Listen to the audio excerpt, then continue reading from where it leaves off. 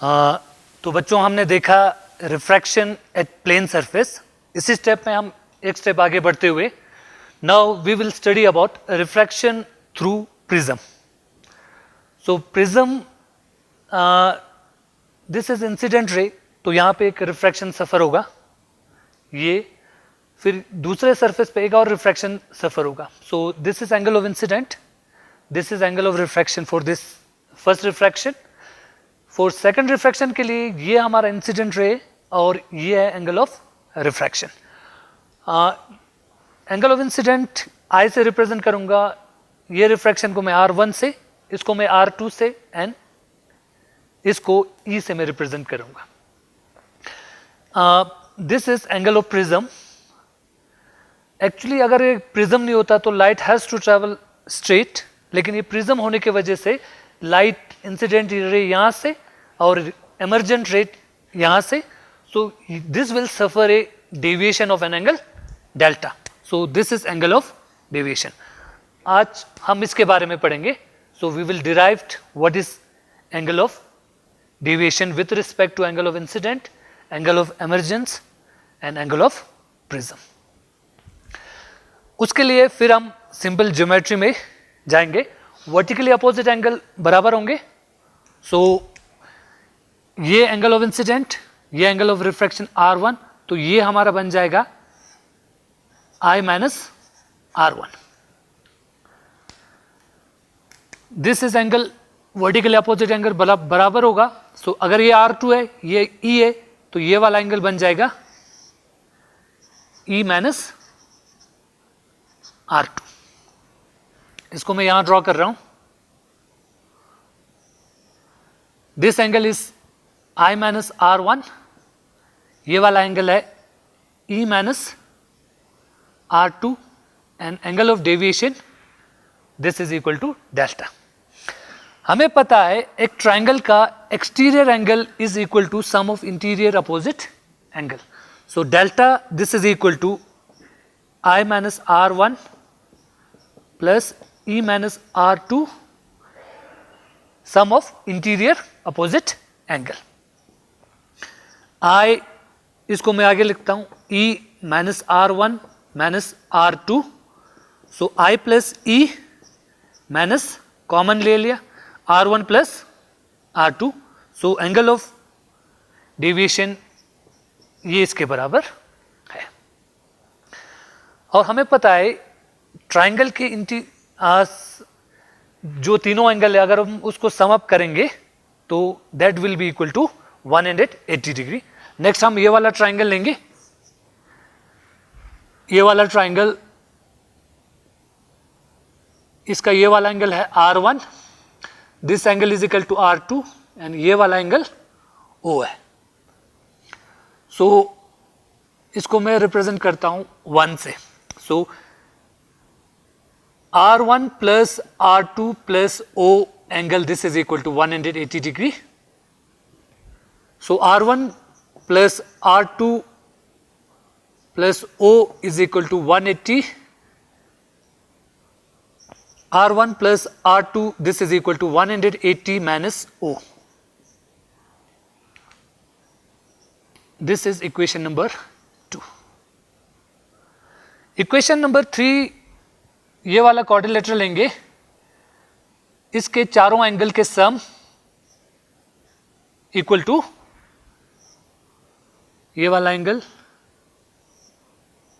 This is angle A, ये वाला this is normal, तो ये वाला एंगल हो गया 90 डिग्री, ये वाला नॉर्मल है तो ये वाला एंगल भी 90 degree and this is angle O।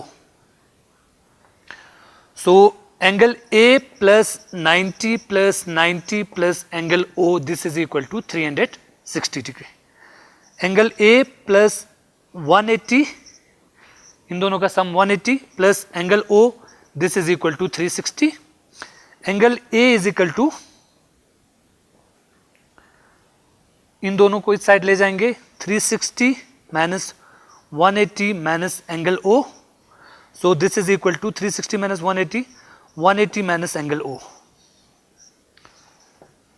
This is equation number 3.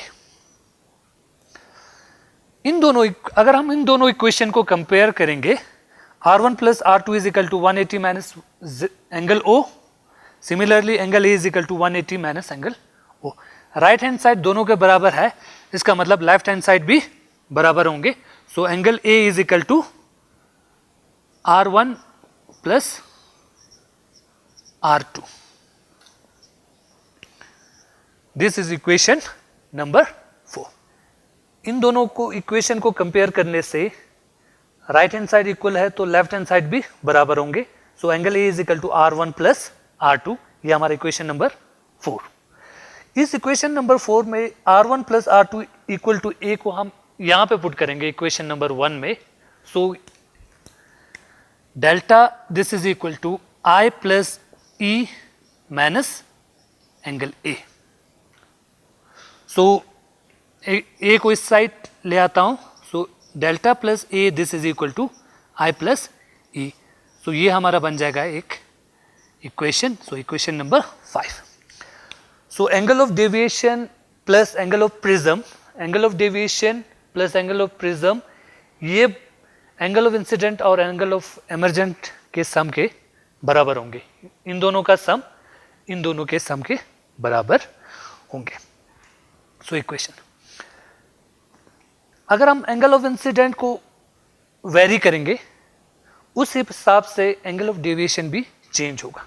Angle of deviation, angle of incident, angle of emergence इसके हिसाब से चेंज होगा।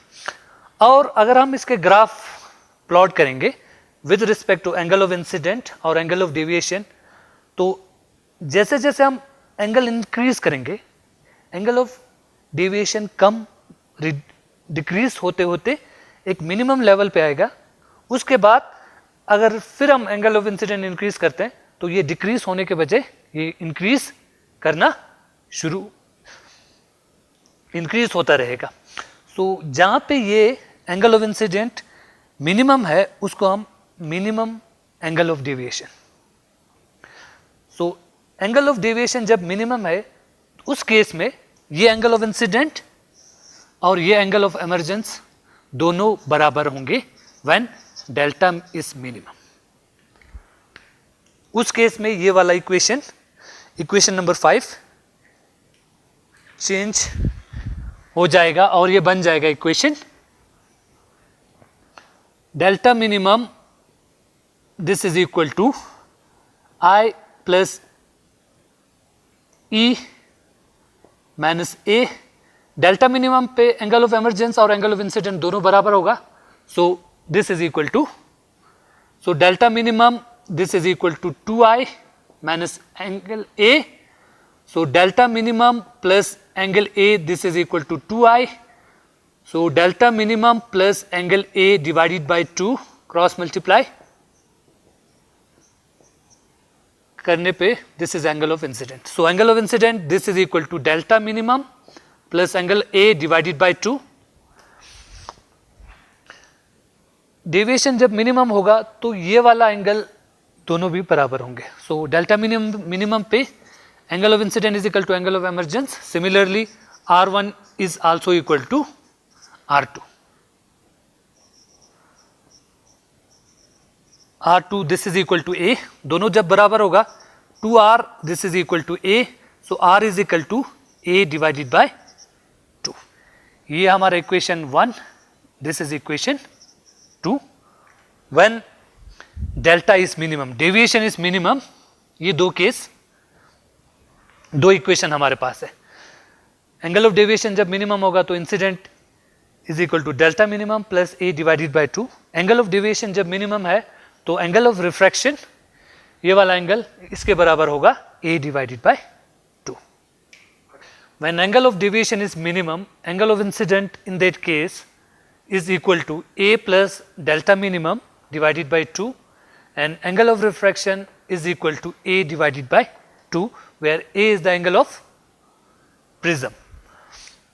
So we know that Snell's law states that relative refractive index of medium second with respect to medium first, this is equal to sin I upon sin R.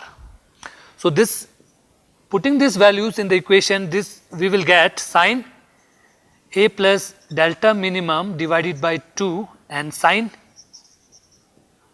A divided by 2.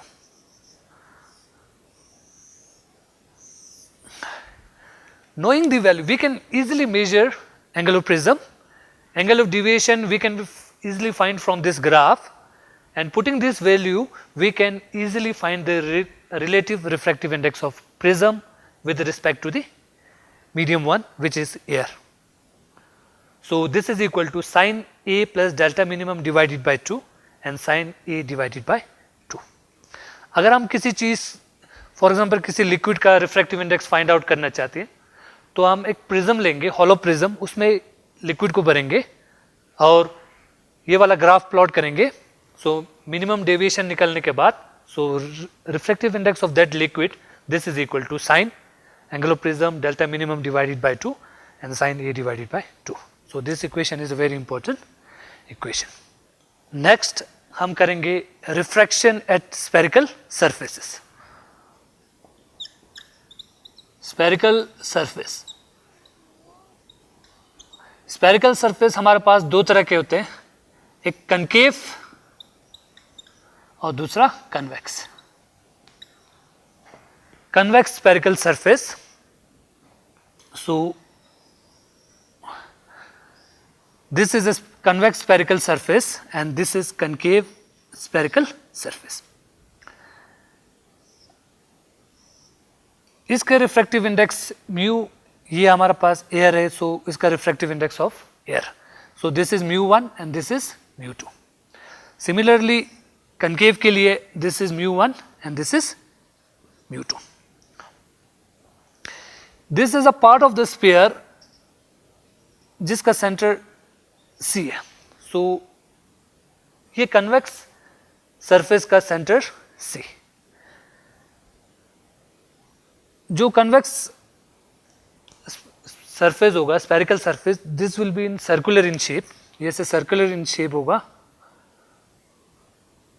तो जो इसका centre है उसे हम पोल, इन दोनों को join करता हुआ लाइन प्रिंसिपल एक्सिस, पोल से लेके यहां तक ये हमारा बन जाता है रेडियस ऑफ कर्वेचर.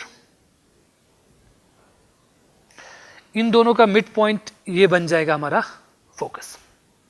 सिमिलरली ये कनकेव स्फेरिकल सरफेस का सेंटर ये होगा, तो ये विथ रिस्पेक्ट टू ये surface, centre of this spherical surface, ये हमारा फोकस बन जाएगा. ये हमारा पोल, लाइन ज्वाइनिंग, इन तीनों लाइन को ज्वाइन करता हुआ they are known as principal axis. Principal axis. So this is convex spherical surface जो बल्ज आउटवर्ड होगा, और जो बल्ज इनवर्ड होगा इसे हम कहेंगे कनकेव स्फेरिकल सरफेस. नाउ हम डिस्कस करेंगे इन स्फेरिकल सरफेस के ऊपर रिफ्रैक्शन कैसे होगा. अगर हम इस पॉइंट पे नॉर्मल ड्रॉ करना चाहता है तो this will be the line passing through the centre, ये हमारा बन जाएगा नॉर्मल. सिमिलरली यहां पे नॉर्मल ड्रॉ करना चाहता हूं तो ये सेंटर ऑफ कर्वेचर से पास होता हुआ लाइन, ये हमारा नॉर्मल बन जाएगा. सो इसी हिसाब से हम करेंगे पहले कन्वेक्स स्फेरिकल सरफेस के ऊपर रिफ्रैक्शन, उसके बाद बच्चों आप लोग ये खुद करेंगे कनकेव स्फेरिकल सरफेस के ऊपर रिफ्रैक्शन कैसे होगा. सो जब स्फेरिकल सरफेस कन्वेक्स है तो उसमें दो केसेस हम स्टडी करेंगे. एक केसेस वो जब ऑब्जेक्ट रेयरर मीडियम में, सेकंड केस हम वो स्टडी करेंगे जब ऑब्जेक्ट डेंसर मीडियम में. सो फर्स्ट हम स्टडी करेंगे when the object lie in the rarer medium. और इमेज फॉर्मेशन दो तरह के होते हैं, एक रियल इमेज फॉर्मेशन भी होते हैं इसमें वर्चुअल इमेज फॉर्मेशन. उसके लिए हम कुछ एजम्पशन करेंगे. एजम्पशन ये है कि the object image they lie on the principal axis and they are a point objects and point image. Second, जो angle of incident incident ray जो प्रिंसिपल एक्सिस के साथ जो एंगल बनाएगा या प्रिंसिपल एक्सिस के साथ जो रिफ्रैक्टेड एंगल बनाएगा या सेंटर ऑफ कर्वेचर जो एंगल बनाएगा, they are very small. thirdly हम इसमें assume करेंगे the aperture of the lens is very small. So first case when image formation is real. ये हमारा ऑब्जेक्ट है, पॉइंट ऑब्जेक्ट. यहाँ से दो रे इंसिडेंट होगा टू द सरफेस, एक रे ये, एक रे ये. ये वाला ray principal axis normal to the surface है because it passes through the centre of curvature. इसमें कोई रिफ्रैक्शन नहीं होगा, ये सीधा पास होता हुआ निकल जाएगा. सेकेंड रे जो यहाँ से पॉइंट ए पे स्ट्राइक कर रहा है, it will suffer some refraction. तो रिफ्रैक्शन करने के बाद ये दोनों रे जहाँ मिलेंगे वहाँ पे हमें रियल इमेज फॉर्मेशन होगा. लेट सपोज ये एंगल अल्फा बना रहा है, तो इमेज और ये जो रिफ्रैक्टेड एंगल है वो प्रिंसिपल एक्सिस के साथ बीटा डिग्री एंगल बना रहा है. तो यहाँ पे जो हम नॉर्मल है वो प्रिंसिपल एक्सिस के साथ गामा एंगल सबटेंड कर रहा है. Again in this we will use simple geometrical concept. So ये हमारा बन जाएगा एंगल ऑफ इंसिडेंट, इंसिडेंट रे और नॉर्मल के बीच का. इंसिडेंट रिफ्रैक्टेड रे और नॉर्मल के बीच में ये बन जाएगा एंगल ऑफ रिफ्रैक्शन. इसमें हम वही यूज करेंगे, exterior angle is equal to sum of interior opposite angle. So first हम ये वाला ट्राइंगल लेंगे. ये वाला ट्राइंगल पॉइंट ए ओ सी, ये वाला एंगल बन जाता है हमारा alpha. This is gamma and this is. So यहां से angle of incident exterior angle is equal to sum of interior opposite angle alpha plus gamma. इसमें हमने एज्यूम किया था एंगल्स आर वेरी स्मॉल. जब angle when theta is very small, sine theta is equal to tends to theta, cos theta tends to 0 and tangent theta tends to theta. So इसमें हम assume करेंगे angle theta जो है वो tangent theta के बराबर है. So this is equal to tangent I, this is equal to tangent alpha and gamma is equal to tangent gamma. So we know that tangent theta is equal to perpendicular upon base. So in triangle में से हम alpha beta और gamma alpha perpendicular upon base. So tangent alpha is equal to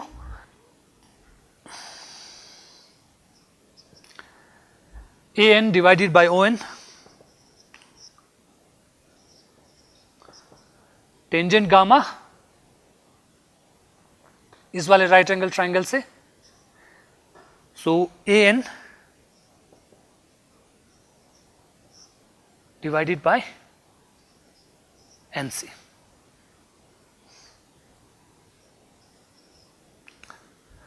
similarly हम ये वाला triangle लेंगे. ये वाला exterior angle is equal to sum of interior opposite angle. So उसमें हम gamma this is equal to R plus beta. Since angle of refraction को हम इस तरह के आर से रिप्रेजेंट करेंगे बिकॉज गामा भी ये सेम टू सेम रिप्रेजेंट होगा अगर हम सिंपल आर से रिप्रेजेंट करेंगे. So gamma this is equal to sum of this two angle. So gamma this is equal to tangent R plus tangent beta. इसमें से हमने एंगल ऑफ रिफ्रैक्शन निकालना है. सो ये इस साइड आ जाएगा tangent gamma minus tangent beta. This is equal to tangent of R. So gamma is equal to tangent gamma perpendicular upon base and tangent beta is equal to perpendicular upon ये वाला base. So tangent R this is equal to tangent gamma an upon nc minus tangent beta an upon ni.